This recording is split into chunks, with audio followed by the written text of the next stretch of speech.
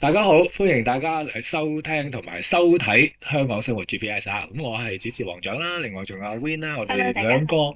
個個禮拜都喺度噶啦。咁啊，同大家講下啊，港漂嘅生活係點樣？啊，個節目名咧叫 GPS 啊，即係幫大家帶下路咁解嘅啫。導航你喺香港嘅生活點？咁啊，靠我哋兩個導航咧，其實就真係勉勉強強嘅。係咁啊，今日咧就揾咗個即係資深嘅傳媒人，亦都係資深嘅港漂。港漂二代啊，係啊，阿 Anita 過嚟咧就話俾我哋聽啊，即係作為觀察咗好多香港港漂嘅情況。我估 Anita 你都觀察過幾代人嘅港漂，因為你當日你自己嚟嘅時候都曾經係港漂過噶嘛。其實就好多年前啦，都東北嚟喎，係我係大連出世嘅，咁係我跟父母嚟香港70年代尾，咁即係其實港漂係依家嗰個名稱，之前都係叫新移民，係嘛？咁啊新移民其實一樣嘅啫，即係你一路都喺嗰種係咪叫 IP 啊？即係喺嗰種角色當中成長嘅。又唔識講廣東話，唔夠膽講廣東話，咁喺街度或者係買嘢嗰陣時咧，就講社會發展，講到有好歡迎你講普通話開始。我經歷咗呢一個嘅年代，都感受好深咁樣。我尤其是名店即係又好歡迎普通話，變到而家後來咧，非常歡迎。嚟到門口，即係我明明我都唔係好識講普通話嘅，但我行埋去嘅時候咧，佢就遠遠就會用普通話嗌我嘅。我記得我細個嘅時候咧，佢用即係同一個名店咧，佢係用日文同我講噶嘛。即係嗰陣時嚟嘅遊客係日本人多，可能係啊。咁所以佢就會遠遠就講日文咁樣。咁啊，而家就更加啦，即係好多時都係遠遠就同你講普通話，歡迎度高咗好多。其實我覺得係香港人個適應力比較強啊，即係佢覺得有錢賺，尤其係啲名店咁樣，佢就會即係對你嘅態度會比較好啲。其實我係經歷咗一啲 case 咧，係帶啲講普通話嘅朋友，即係當年好多內地人嚟香港咁。即係去到鋪頭，佢淨係服侍內地嚟嗰啲客，香港嗰啲阿太咧，通常係咪哋自助購物咧？冇錯，即係咧，因為佢會講譬如話 Ferragamo 咁樣，佢話呢啲顏色有12碼嘅，全部都要。咁嗰啲太太，香港啲太太成地都係好多顏色嘅，佢喺度揀嚟揀去，可能淨係揀一樣，佢都唔嗰啲人就42號啱啊，全部攞。咁佢當然佢就會係。依家就少啲，依家就少啲吓，依家就好長嘅時間。係啊，香港其實嚟到香港覺得好想購物噶。係啊，即係香港都多得佢哋唔少，係正面嘅吓。事實上，我覺得當時點解會咁樣發展咧？其實即係本身個經濟發展係咁啦。而事實當時係03啊，沙士嗰陣時咧，講到明係因為要開放自由行為咩？係為咗救翻香港經濟嘛。嗰陣時佢係有目的地做。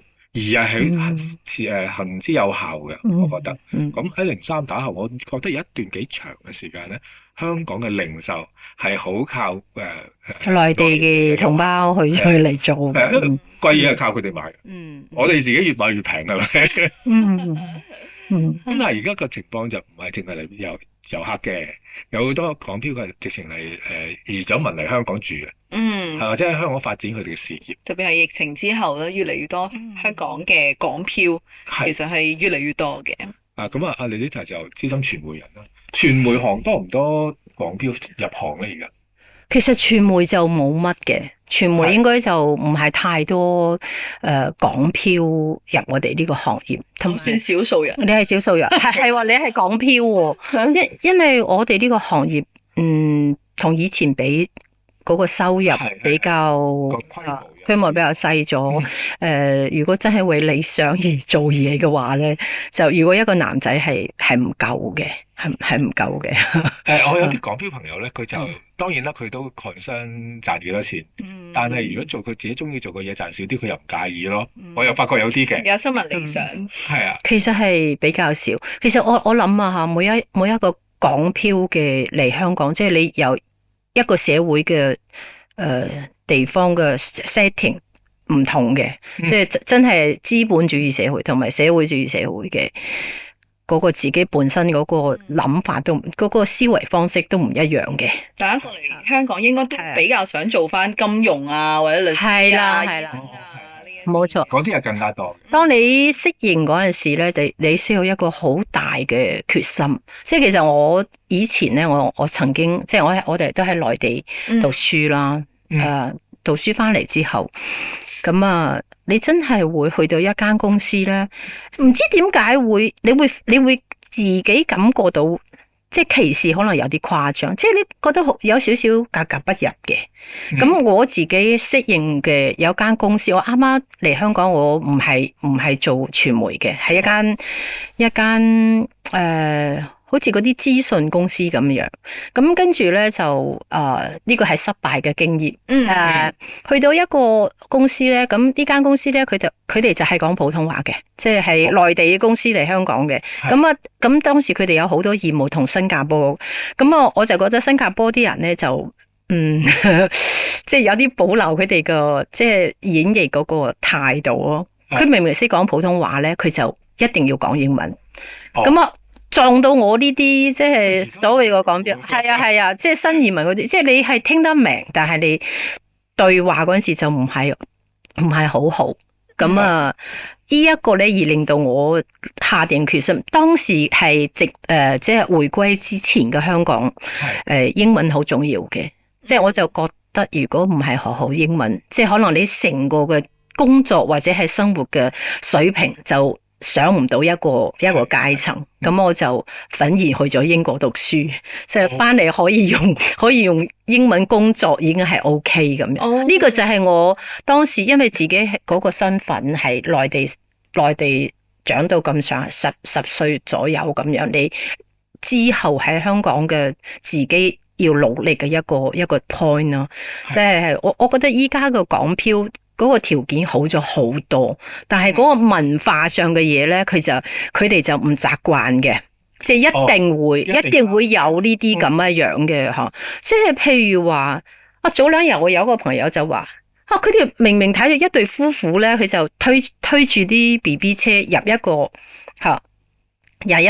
lift，咁我咁上下，你講冇入，香港人就話你冇入啦，冇入。佢明明有辣，點解唔入咧？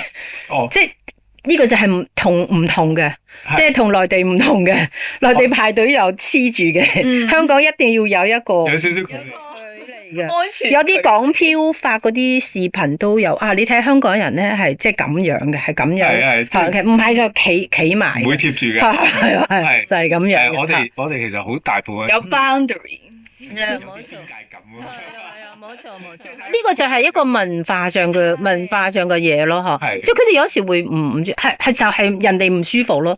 地鐵乜嘢都一樣係唔舒服，呢個係一個即係一個 details 我留意到嘅。明白嘅，咁事實上係有少少分別，咁大家要理解咯，係啊。咁究竟有幾多樣嘢要理解咧？下一節翻嚟再同大家講。OK。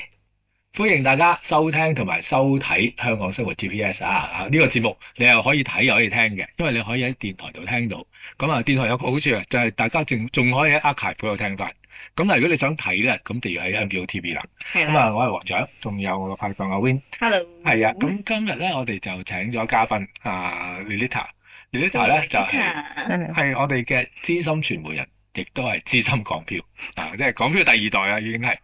咁就係好細個嚟香港啦，係啊，咁喺你嘅眼中，其實你係見證住好多不同年代嘅港漂，我覺得係，即係喺未有港漂呢個字眼之前，即係嗰啲叫新移民。係啊，港漂呢個字其實得近10年嘅事啫。冇錯。之前我諗都未有呢個字。因為港漂都進化咗好多啦，其實。但係你會覺得，如果而家嚟香港，其實大家有啲咩嘅嘢要注意咧？尤其是啱啱嚟嗰陣時。其實我覺得入鄉隨俗好重要，即係一笪地方，你去咗一笪地方，如果講你一定要學識嗰度嘅語言，非常之重要咯。即係其實如果好似我咁樣喺好北嘅地方嚟香港學呢個廣東話，就係一門外語嚟嘅，即係以前係完全，所以你會好對周圍嘅環境你會好有啲驚咁樣，即係有細個。但係依家個港漂咧，我覺得佢哋好叻，好似佢咁樣，即係會好叻。佢哋多數都係嚟讀書，或者係即係投資移民，即係投資移民嗰啲咁樣。咁佢哋嗰個就我覺得佢哋好進取啊，即係比香港人更加如果以年紀即係後生啲30-40歲嗰啲，我覺得佢哋好進取咯。其實我都識嗰啲人咧。香港人成日話買唔起樓㗎，人哋嗰啲可能做金融啦，做金融做保險嗰啲，人哋細細嘅屋，即係300幾尺嗰啲，已經係好滿足。即係慢慢咁樣，但係我覺得香港嘅後生係咪連嗰個首期都俾唔到咧？即係唔會躺平下。係啊，而家好多都躺平。咁港漂當然即係佢哋自己，即係佢哋有個專業上嘅技能啊。即係其實我當時做傳媒嘅時候，因為我係做中國新聞嘅。咁我自己本身喺即係都喺內地讀書啊。咁喺內地讀書係有啲嘢咧，係比香港人會知多啲嘅。當然香港而家對內地都了解咗好多。但係如果你做咗，譬如話喺政治嘅層面，即係內地嗰個政府嘅架構同埋官員嗰種級數咧，你會頭暈嘅。即係我以前好多香港人都同我講啊，我以前就係成日都會，即係啲人就局長，冇錯，局長同埋科長同埋係廳級好多級嘅界別，係啊。佢係即係你自己本身嗰個官階又有乜副省啊，又國家啊，跟住國務院又即係贊助你、資助你嗰啲專家嘅名稱。其實當時我喺嗰個香港幾大一間傳媒做嘅時候，佢就即係喺嗰方面就係發揮到我哋即係所謂呢種港漂身份嘅專業知識咧，你係即係啲老細會最後佢會問你呢啲有冇錯啊咁樣，即係佢係令到你嗰個你自己做嗰個專業知識咧係得到佢哋嘅尊重，即係香港同事嘅尊重嘅。咁我諗而家港漂即係如果你話係 GPS 咁樣，其實佢哋自己本身譬如話你係一個貴州嚟嘅人，咁當人哋某一個一個公司可能對貴州有啲乜嘢嘅了解嘅時候，或者去嗰度投資，咁呢一個貴州籍嘅港漂咧，你就要講咗你自己嗰個地方個特色啦。呢個就令我諗起咧，當時我喺英國讀書嘅時候，佢成日即係法國、意大利、西班牙嗰啲，你通常佢話我嚟自於咩Sevilla 咁，佢喺邊度？佢即刻可以裝一個地圖喺呢度咁樣。我覺得我哋內地啲朋友唔會咯。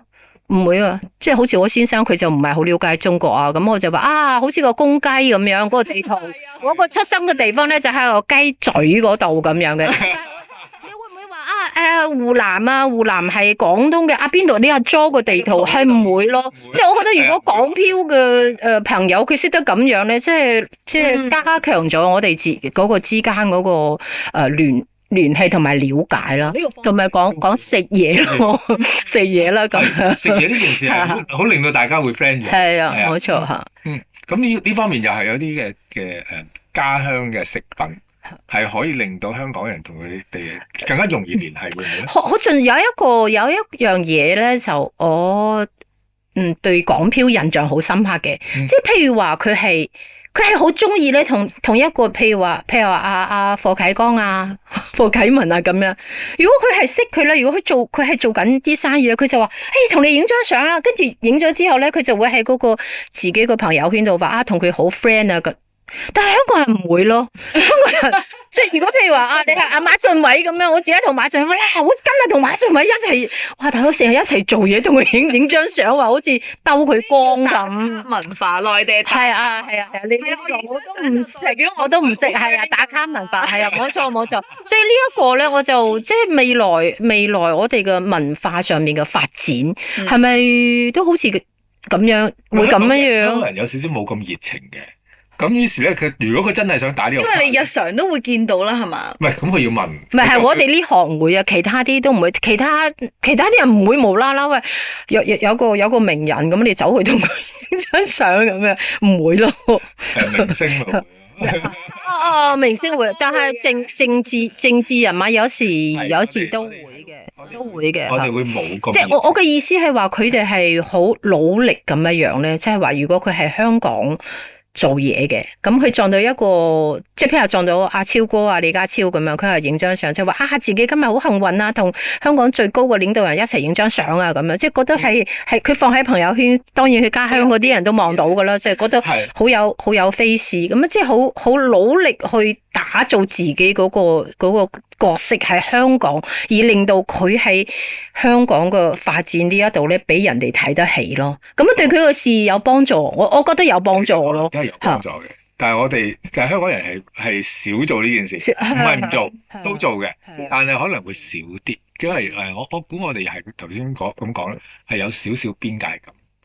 我哋唔好想話俾人聽，我好想佢啊，同埋我唔想話俾人聽，我咁想去偷嗰個光。冇錯，人哋覺得你咁傻嘅。但係你話你同佢真係好 friend，真係有個對白係值得分享嘅，咁我哋要諗個方法。其實我哋都想偷嘅，但係要偷嗰陣時，我哋諗個方法令到嗰個説話有啲意思， smooth 啲嘅，natural 啲嘅。係啊，我哋同埋依家我留意到就係政圈。即係喺政治呢啲一啲專業上邊嘅分界，就好多港票都好非常之努力去爭取做呢啲嘢。而家即係喺立法會都有即係代表港票，係咪將嗰個咩以前地鐵站做嗰個姓張嗰個男仔叫咩？佢都係港票一族咁啊做呢樣嘢。同埋19年之後就好多即係嗰啲社會嘅比較重要支柱嘅人口就即係移民咗啊嘛，咁嗰40-50萬人之後就好多，我覺得好多都係港票，即係嗰個比例都好大嘅。有啲人口過咗嚟就可以話補咗個窿啦。係啦係啦。對於成個社會嚟講，呢個都好重要嘅 stakeholder。咁啊變咗呢一班人對香港的而且確會有貢獻。但係我哋點樣去處理大家啊？其實大家會唔會好熟悉對方嘅習慣咧？咁我哋下一節翻嚟再講。大家好，歡迎大家繼續收聽同埋收睇《香港生活 GPS》，我係黃長，另外仲有係啊。咁我哋今日就請咗嘉賓，Lilita，Hello，同我哋講下喺香港港漂嘅面對嘅問題。咁其實咧，我估Lilita可以好講到喺傳媒圈裏邊，因為傳媒圈都好多係，即係有啲係港漂嘅人啦，有啲可能係對於進入傳媒圈仲仍然有啲興趣嘅人。以前係好多嘅，而家個量係少咗。香港傳媒本身嘅數量都少咗，事實上係啊。咁但係而家喺香港嘅傳媒圈裏邊，其實係咪都仲有好多港漂喺度做緊嘢？即係如果有一個詳細嘅數字咧，我就唔知。不過我哋即係我自己本身係一間即係內地嗰個廣州呢個暨南大學嘅新聞傳媒同學會嘅會長啦。咁佢即係據我所知咧係有嘅，即係佢哋係遍佈於唔同嘅媒體、電台、電視台，即係講個名，鄭希蓮就係我哋嘅同學啦，即係 TVB 嗰個 anchor， 佢就係啦。好多唔同嘅媒體，無論佢係電子傳媒啦，定還是係報章雜誌啦，其實都有好多你哋嘅同學會嘅人馬喺度。係啊，冇錯。其實喺如果你喺內地讀書，嗰個人馬係好多嘅，即係好似我嗰個年代咧，即係90年代嗰陣時，已經係要同啲內地嘅同學一齊住啊。咁佢哋一齊住，咁有時或者佢嗰陣時個工作可能都係分喺尤其係廣州唔同嘅媒體度做嘢。咁當時如果我後尾去喺某一間報紙做嗰陣時，你有時同內地有啲我哋嗰個叫攞料啊嘛，因為電話又唔係咁方便。係啊，冇啊，即係淨係冇個 call 機啊，冇錯。新聞聲過嚟。係啊，冇錯。咁你有時要打電話會問下，可能嗰個人做咗少少官職嘅，咁佢唔係乜嘢大不了嘅，即係講香港民生問題嘅嘢，佢會同你講下。下嘅情況咯，所以我哋會了解多啲，即係清楚啲咁樣嘅。我諗有一個時代，尤其當你要做中國版，就更加要揾啲同學。冇錯冇錯，係啊，所以之前我哋起碼我哋對內地嗰個了解，即係公務員嗰個架構，我哋係知道邊個打邊個咯。即係你可能你可以揾一個問題，你去問，你揾到處長，你咪揾科長；你揾到部長，揾到廳長，你又咪揾頭。係啦，冇錯嚇。所以咧，如果以我自己本身嘅經驗咧，即係第二代嗰個港漂，即係我喺內地讀書嘅經驗咧，係可以令到我知道當時你新聞特別係突發新聞，如果你知道發生咩事，你知道揾邊個部門嘅人去解決咯，去得到你想知道嘅答案，你就會，其他啲人就比較難，即係你唔識嘅，你即係好茫然咁樣，係啦，冇錯嚇。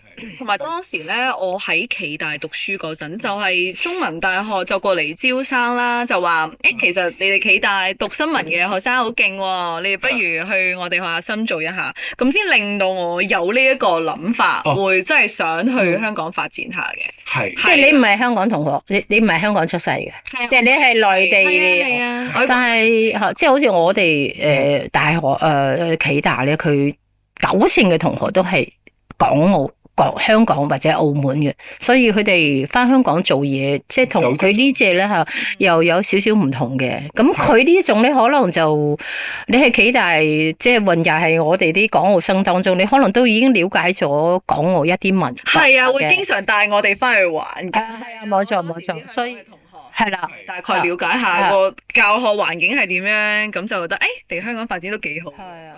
同埋就熟悉度會高咗，因為暨大收好多香港同學。係啊，即係每一年都係，因為我哋係依家係屬於中央統戰部下面嘅大學，佢同埋華僑大學。係嚇，咁學生咧就港澳為主啦，當然都有台灣同埋馬來西亞、新加坡，即係嗰啲東南亞。開心。有同埋南美啊、秘魯啊，係嗰啲咁啊。好靚仔㗎！印度，即係佢哋嚟學醫嘅。哦。但係我遇到一個問題咧，就係我嚟到香港揾工嗰陣啦，我有一次面試嗰陣，個僱主就同我講話：你下次自我介紹之前咧，你唔使同我講你本科係暨南大學，你就同我講你個研究生係中文大學的。我話點解啊？喂，我想介紹令到你了解多啲啊嘛。跟住佢就話，其實暨大喺香港可能咧有一個誤區，就係話覺得如果係喺香港，即係可能其他大學都考唔到啊，你先至去暨南大學咁樣深造一下，係啦，即係做一個以前嘅諗法嚟嘅。會唔會啊？我唔知啊。依家唔係，依家係暨大都係985嘅，即係大學，即係內地211係211大學。咁而家好多好似全紅嬋啊、蘇炳添啊、仲有幾個跳水嘅奧運冠軍都係喺呢間大學讀書嘅，而令到佢嗰個影響力同埋知名度高咗好多。我覺得啊，因為我哋大家係傳媒人啦，所以我哋對於暨南大學嗰個了解會多啲。如果講緊90年代或者2000年頭，我哋就有個咁嘅印象啦，就認為咧有好多香港同學仔佢考唔到中大，考唔到科大，咁佢就開始要諗其他出路。咁有好多時就係去暨大或者去台灣啦。咁呢個係嗰陣時嘅印象咯。而事實上嗰陣時佢係收好多嘅。但係呢個印象唔係好啱咯，好似我就係嗰個年代去嘅，咁後尾翻嚟做嘢，正係因為我係內地讀書，即係讀大學，即係我自己本身都係香港啲細路仔嚟噶嘛，喺度讀小學喺度讀，咁跟住咧你而家係去咗內地，你明白晒內地嗰種架構，當你做嘢，譬如話做兩會。做兩會嗰啲，你一定要識嘅，你唔識你咪寫錯咗咯，你會唔會寫錯咯？咩部長咩部咁樣，即係搞死你啊！嗰啲嘢係我哋冇辦法理解。你哋冇理解。係啊，嗰個係真係你喺裏邊真係喺嗰度生活，然之後仲要花啲心機。你就咁平時生活都唔得，你仲要花啲心機去理解人哋嗰個結構，究竟嗰個 hierarchy 唔係講笑噶嘛？所以而家啲港漂嘅人啊，即係嗰啲人才嚟香港，我覺得喺呢一方面會即係同香港人呢個水平咧溝埋一齊嘅時候，而令到佢哋有好大個優勢，即係佢知道係內地嗰個發展係點樣嘅，即係你唔知，比較國家咩而家講嗰個15年15第5係15計劃，咁你都可能香港係咩嚟㗎？14、15、15咩嚟㗎？嗱，我哋就聽咗好多個啦，即係每一次5年計劃，但係每一次都好多新嘅發展。係今年每14、15收官之年，15嘅開篇之年，你即係每一個5年計劃都令過中國呢個即係強大又強大，即係咩高鐵啊、上天落地啊咁樣，即係呢個計劃係好重要。我覺得唔係港漂，即係我哋香港人可能真係要向呢個港漂，就係要本地人會討論呢一啲唔會啦，可能太過於宏大啦。事實上，我哋係連我哋自己本身嗰個計劃都未搞得掂，都未聽晒噶嘛。施政報告可能都未睇晒。事實上係嘅，即係我哋嗰個興趣冇咁大啊。咁但係又翻轉頭，我覺得香港人係需要知多啲呢啲嘢。咁如果你話我哋冇時間、冇心機，亦都冇嗰個興趣啊，去了解嘅，咁啊識啲港漂朋友，等啲港漂朋友教我哋咯。係啊，冇錯，互相交流呢件事，我覺得好緊要。係同埋好多 local 咧會話香港經濟已死嘅咁嘅負面嘅論調啊，但係咧，但凡你了解多啲關於香港同埋國家對於香港嘅政策嘅話，你絕對唔會咁樣講嘅。係，因為事實上佢哋係擺咗好多資源落嚟。係啊。究竟係點樣發展法？我哋下一節翻嚟再同大家詳細講。歡迎大家繼續收聽同埋收睇香港生活 GPS， 我係黃長，係 Win，係啦。咁啊，今日咧繼續同阿 Lilita 傾下喺香港嘅港漂而家有啲咩可以發展。Lilita 喺香港都做過好多嘢嘅係嘛？傳媒做咗好多年啦。係啊。咁啊，而家你係發展緊咩嘅行業？即係我咧就因為做咗時間太耐，咁我自己本身淨係做文字工作嘅，所以咧我就喺疫情期間，由於冇好多時間，咁樣就去進入呢個保險嘅行業，咁啊就好彩咁就喺呢個行業就攞到一啲自己合資格嘅資歷啦，咁去做。我發現喺保險行業入邊咧，真係有好多港漂喺呢個行業度做緊嘅，咁無論係高才啊、優才啊咁樣，咁我發覺呢啲朋友佢哋好後生，都係30零歲，有時係全家人移過嚟嘅，咁佢哋都係進入，好似我身邊有啲朋友，佢哋係全家人過嚟，咁嗰父母同香港個年輕嘅父母一樣，就為咗仔女嘅讀幼稚園啊、讀小學啊，甚至中學啊咁樣去喺度適應緊香港呢一個嘅教育制度對佢下一輩人嗰個培養嘅，但佢哋就我覺得做嘢方面都幾 aggressive 嘅，咁啊喺由於佢哋喺內地嗰個有自己有 contact 啦，又喺嗰邊生活，即係同我又唔同嘅，佢哋係即係30-40歲，基本上就係內地成長起嚟，咁佢累積咗好多人物或者周圍親戚朋友嘅關係，所以對香港佢又將呢個保險嘅好處就去到內地去講嘅時候咧，就令到內地嘅朋友好有興趣嚟香港做一份個人嘅保障咯，就係咁樣樣。發展國內市場而家都係保險業嘅一個大題目。係啊，冇錯。因為覺得當然呢個市場好大啦。係。而另一個好處係咩咧？就係其實佢喺呢方面嘅發展係冇香港咁早。係冇錯。其實你問一個未買保險嘅人，其實好少。你其實而家今日你買咗幾多份嘅啫？係啊，冇錯。其實內地人都買，不過咧可能喺呢一個保險嘅呢一個品種上邊嘅話咧，即係我覺得香港好多時候有啲保險產品應該係比內地嘅呢隻數要多啲嘅，所以因為咧香港即係幾大保險公司啦，即係我哋咁多，即係保險係香港一個支柱嘅產業嚟噶嘛，即係喺金融方面係保險係好犀利嘅一個行業。其實咁多行業，尤其香港譬如話嗰啲飲食業開始落緊嘅時候，我哋傳媒落緊嘅時候，人哋嘅保險行業一路咁樣衝天蓬勃發展嘅嚇。所以咧，如果喺講保險業咧，我覺得嗰啲後生咧，佢哋係好對香港喺呢一方面嘅貢獻係好大㗎咯。佢哋之前都係一路都做保險，即係內地都做保險。唔係嘅，唔係嘅，即係反而依家嗰個趨勢就係因為內地嗰個經濟好差，咁做保險佢自己嗰個 commission， 即係一定係用 commission 去自己嘅收入啊，咁就變成好多保險公司咧就 recruit 呢個內地嘅同行嚟香港，咁佢會點做咧？就係如果佢30零歲到，咁啊嚟呢度讀碩士咯，跟住就移民香港，用呢個讀書嘅方法移民香港，跟住就好容易喺保險公司企穩，咁跟住佢哋嘅業績咧就會好犀利咯，即係會做到將內地嘅朋友全部介紹過嚟。冇錯，係啊，冇錯。咁佢有個好好嘅 potential 嘅 pool 啊，冇錯，即係呢一大班人，佢係有需要買保險嘅。因為內地保險同香港保險係冇特別，除咗係國家規定嗰個即係社保啦。咁內地嘅公司先最多咪幾十年，但係香港大嘅保險公司全部都係過100年嘅。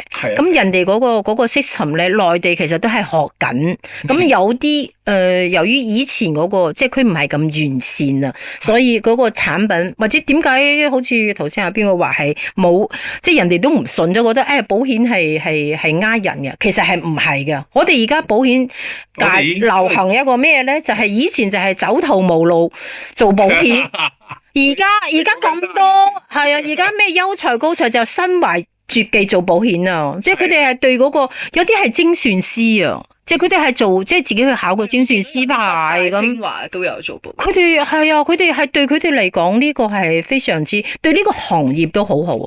咁我哋譬如我哋嘅傳媒行業都冇呢個有資格去有個管理啊。人哋嗰個保監局就監管得好犀利啦。即係對每一個從業員嗰種監管，即係你入咗行之後，每一年喺即係在職嘅訓練，佢就要攞夠一定嘅分數，你先可以繼續嘅。尤其嗰個 MPF 啊，MPF 係都幾複雜嘅一個牌照嚟嘅。係，因為佢唔係淨係生意咁簡單。冇錯，佢仲有好多專業資格係需要。即係香港社會嘅一個保障嚟噶嘛，即係保險就係一個家庭同埋對社會穩定都係一個手段嚟噶嘛，所以我覺得內地嗰啲保險同而家就真係冇得比。咁而家嗰個港漂真係港漂好大部分，即係我身邊個港漂，你基本上都係做呢個保險嘅。原來佢係港漂，我嗰陣時唔知啊。你知啦，我唔知你係港漂，竟然唔知。你啲查冇發現到啊？我身邊啲暨大嘅人基本上都係香港同學嚟嘅，香港啲細路仔嚟噶。你係港漂咁係好叻啊！可能因為香港嗰啲小朋友即係做傳媒又唔係好想做，因為太咩啊嘛，又冇咁耐，需要捱。